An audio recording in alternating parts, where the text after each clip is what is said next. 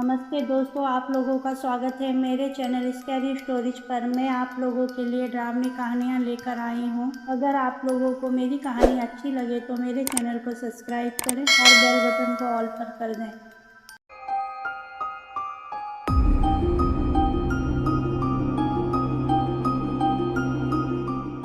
दोस्तों, आज की कहानी दिल्ली के यमुना विहार की है और ये कहानी लगभग 15-16 साल पहले की है। सुरेंद्र अपनी पत्नी अंजना और एक बेटा सोहन और बेटी शिखा के साथ किराए का घर ढूंढ रहा था। ये लोग जिस घर में थे वो घर बहुत छोटा पड़ रहा था इन लोगों के लिए। सोहन और शिखा अभी छोटे थे। शिखा 8 साल की थी और सोहन 10 साल का था। सुरेंद्र का काम भी कुछ ठीक नहीं चल रहा था। कम किराए पर अच्छा घर मिलना बहुत मुश्किल था। तभी सुरेंद्र को एक घर यमुना विहार में 40 गज में मिला। किराया भी बहुत कम था। घर में 2 रूम, किचन, लैट्रिन, बाथरूम सब था और घर बहुत ही साफ सुथरा था। चारों तरफ साफ सफाई से घर चमक रहा था। ऐसा लग रहा था कि वो घर अभी नया नया है, पर ऐसा नहीं था। वहाँ पहले भी बहुत से लोग रहे पर ज्यादा दिन नहीं टिके। इधर सुरेंद्र अपनी फैमिली को लेकर उस घर में आता है। सुरेंद्र पर ज्यादा सामान नहीं था, इसलिए वो लोग एक ही दिन में वहाँ शिफ्ट हो गए। उस घर में जाते ही बच्चों को वहाँ पर अजीब सी बेचैनी होने लगी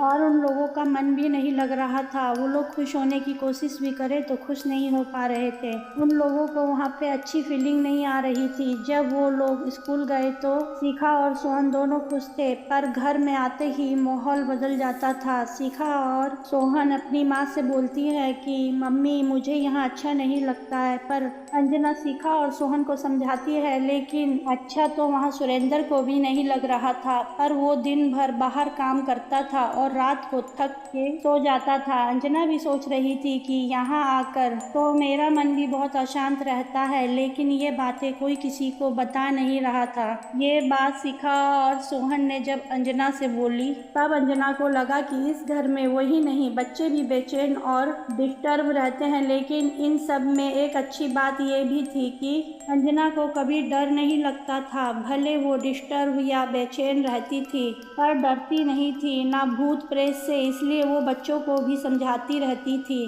सुरेंद्र राधा कृष्ण जी की पूजा किया करता था। रोज सुबह पूजा पाठ करके अपने काम पर चला जाता था। लेकिन उस घर में आने के बाद सुरेंद्र पहले की तरह फ्रेश महसूस नहीं करता था। जहाँ भगवान होते हैं वो अपने भक्तों की रक्षा स्वयं करते हैं।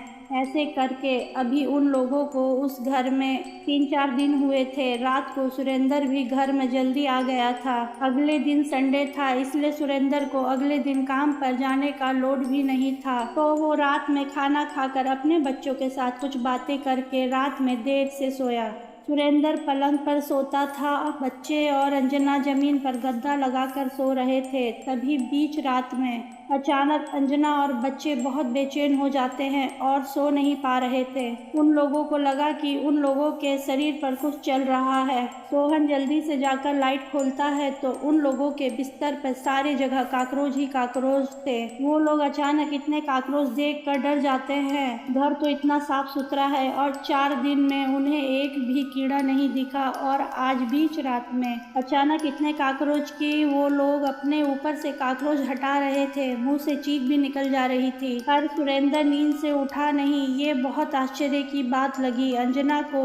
सुरेंद्र नींद में पूरे पसीने से भीगा हुआ था और लगातार अपने पैर को लेटे लेटे पटक रहा था। तभी शिखा हिट लेकर आती है और काकरोचों पर मारती है। सोहन और अंजना चप्पलों से भी काकरोच मार रहे थे। इतने काकरोच को मारने के बाद भी वो कम नहीं हो रहे थे। वो काकरोच उन्हें काट भी रहे थे। तभी रात में अचानक बिजली चली जाती है और अचानक से बारिश बहुत तेजी से होने लगती है। अचानक मौसम का खराब होना उन लोगों को समझ नहीं आया। तभी सुरेंद्र बहुत तेजी से चीखा है। अंजना ने टॉर्च जला रखी थी। वो सुरेंद्र से पूछती है कि क्या हुआ, तो सुरेंद्र बोलता है पता नहीं, मेरी छाती पर कोई बैठकर बहुत देर से मेरी गर्दन दबा रहा था और मेरे मुंह से आवाज भी नहीं निकल पा रही थी। मेरा दम घुटा जा रहा था। तभी मेरे मुंह से कान्हा का नाम निकल गया और मैं अब बोल पा रहा हूँ। अंजना सुरेंद्र से बोलती है हाँ, मैंने आपको हाथ पैर पटकते देखा था। मैं कुछ करती इससे पहले यहाँ पे काकरोचों की आफत आ गई। अभी सुरेंद्र कुछ समझ पाता तभी शिखा और सोहन चीखने लगते हैं कि मम्मी खिड़की पर कोई है।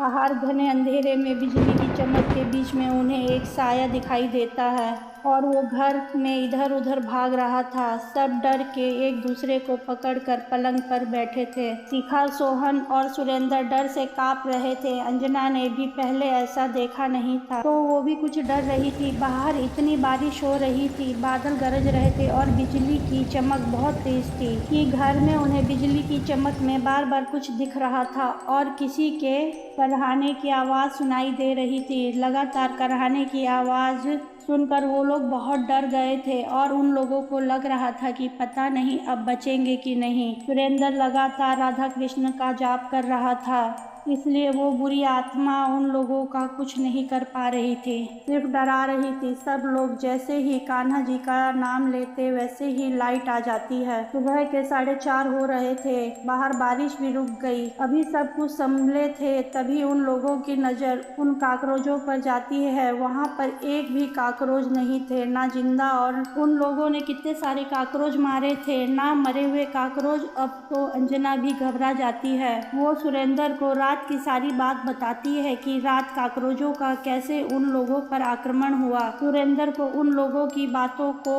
बहन कहने का कोई मतलब ही नहीं था, क्योंकि अंजना और बच्चे सब बोल रहे थे और वहीं हिट की बोतल भी पड़ी थी, जो कि नई बोतल सारी खाली हो चुकी थी। और तो और सुरेंद्र भी रात भर परेशान रहा और सुबह सुबह उठकर सुरेंद्र दूसरा घर ढूंढने निकल पड़ा। एक ठीक ठाक सा ही घर उन्हें मिला। वैसे भी दिल्ली में रेंट के घरों की कमी नहीं है। घर महंगा जरूर मिला। सुरेंद्र शाम तक वो घर छोड़कर दूसरे घर में अपनी फैमिली के साथ आ गया। इसके बाद वो दूसरा अच्छा घर ढूंढता रहा, पर किसी तरह से उसे रात से पहले ये घर छोड़ना था। बाद में सुरेंद्र ने अगल बगल में उस घर के लिए पता किया तो उस घर के सामने के लोगों ने बोला कि ये घर पहले एक क्लिनिक था। सामने मेन मार्केट में डॉक्टर रहती थी और वो अपने मरीजों का इलाज यहाँ पर करती थी। यहाँ पर मरीज भर्ती भी रहते थे। तभी यहाँ पर एक मरीज की जान चली जाती है। उसके बाद से यहाँ एक के बाद एक और मौत हुई। फिर इस जगह के मालिक ने यहाँ पर से क्लिनिक को हटाकर ये घर बनाया,